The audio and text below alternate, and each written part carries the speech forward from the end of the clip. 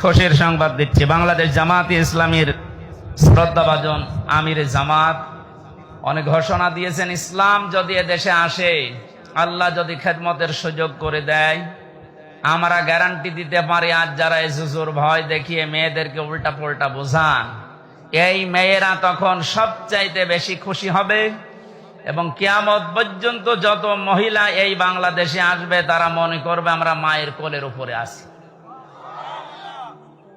সেরকম গ্যারান্টি ইসলাম দিতে পারে না পারে না? এই ছিল ইসলাম, এখনো ইসলামী আছে, কিয়ামত পর্যন্ত ও ইসলামী থাকবে।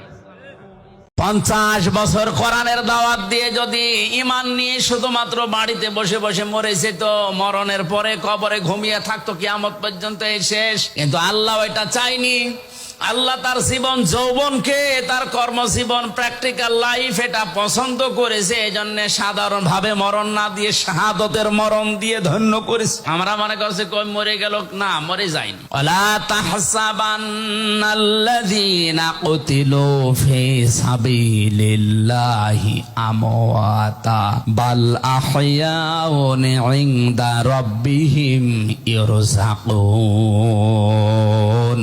সূরা আলে ইমরানের 162 নম্বর আয়াতে সম্ভবত আছে। আল্লাহ তাআলা বলেন, আপনি কি ধারণা করেন হে নবী, যারা আমি আল্লাহর রাস্তায় শহীদ হয়, মারা যায়, হত্যা হয়, তাদেরকে আপনি মনে করেন যে ওরা মরে গেল? না, বরং ওরা জীবিত, এবং আমি আল্লাহ নিজে ওদেরকে খাবার খাওয়াই।